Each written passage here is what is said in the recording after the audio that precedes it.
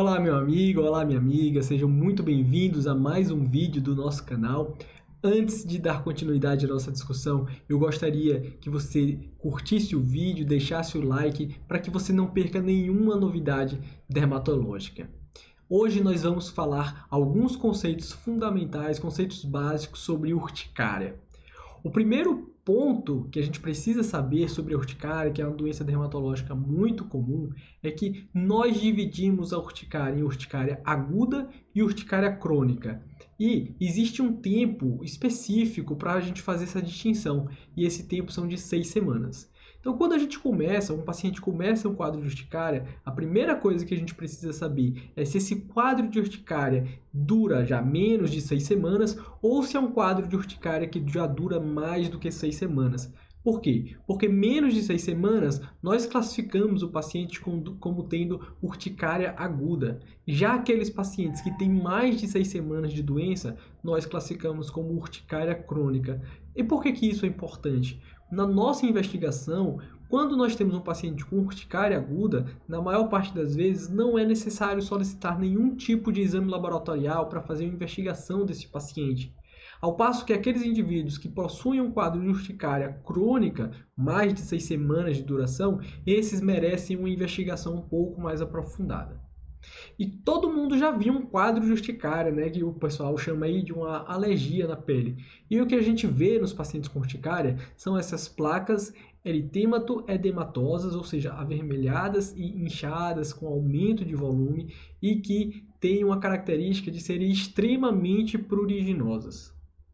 Uma outra característica muito importante da urticária é que cada lesão dela, que nós chamamos de urtica, ela dura menos do que 24 horas. Então, cada lesãozinha dura no máximo 24 horas em um mesmo local e em poucas horas ela some, desaparece e dali a algum tempo surgem outras lesões em outras áreas do corpo.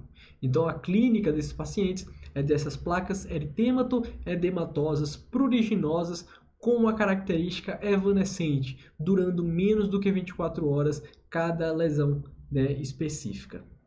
Além do quadro de urticária, né, dessas placas eritemato-edematosas, os pacientes podem ter o que a gente chama de angioedema.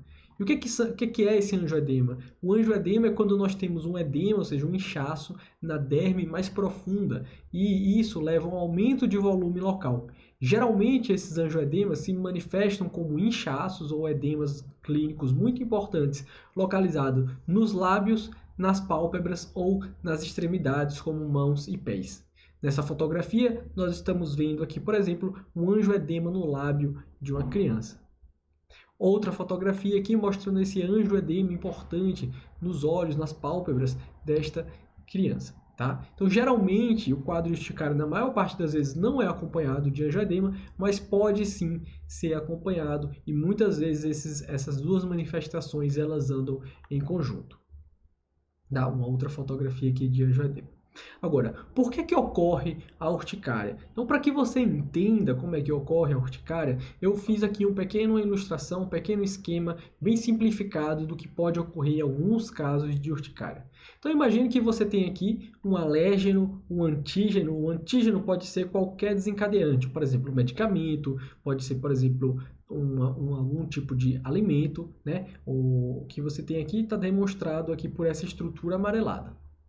Este antígeno, né, que a gente chama antígeno ou alérgeno, ele vai migrar e se ligar à imunoglobulina E, uma IgE, que está ligada no mastócito, que é uma célula do sangue inflamatória que tem a capacidade de liberar mediadores inflamatórios. Então, quando há essa ligação entre o alérgeno e o mastócito, isso faz com que o mastócito ele se degranule, libere seus grânulos e existem ali várias proteínas, várias substâncias nesses grânulos do mastócito. Entre elas, nós temos a histamina, que é uma proteína capaz de levar ao quadro de urticária e de angioedema. Então, quando a gente está falando de urticária, nós estamos falando basicamente de ativação mastocitária e liberação de histamina. E quais são as causas da urticária? A verdade é que na maior parte dos casos nós não conseguimos identificar uma causa, um fator desencadeante da urticária do paciente. E porém, existem várias causas. possíveis. Por exemplo, infecções virais, principalmente em crianças que têm urticária aguda, as infecções virais de vias aéreas superiores são os principais campeões aí de causas de urticária.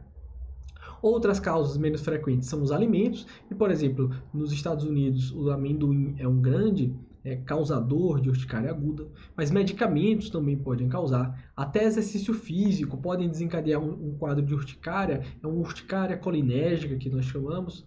E lembrar que existe um quadro de urticária crônica espontânea que nós não identificamos, é um quadro de urticária crônica, ou seja, que dura mais do que 6 semanas e que nós não sabemos o porquê que ela ocorre. Ela, na verdade, hoje já é considerada mais uma doença autoimune. Mas como é um tema específico e que merece mais atenção, nós discutiremos em um vídeo à parte sobre a urticária crônica espontânea.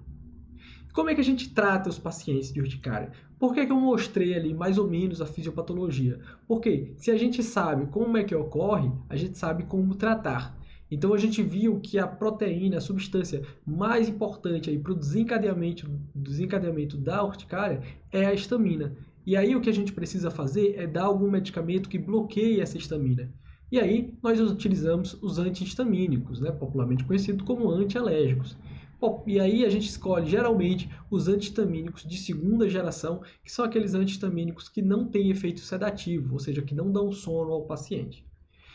Os corticoides sistêmicos, são discutíveis a utilização deles no quadro de urticária. Então, na maior parte das vezes, não é necessário utilizar corticoides sistêmicos, nós reservamos apenas naqueles casos mais graves, mais exuberantes. Então é isso, esses são os conceitos básicos de urticária. Me sigam nas redes sociais para que você não perca nenhuma novidade. E nós vamos preparar outros vídeos para discutir esse tema. Também deixe nos comentários aí quais as suas dúvidas e quais os temas que vocês gostariam de discutir aqui. Um forte abraço!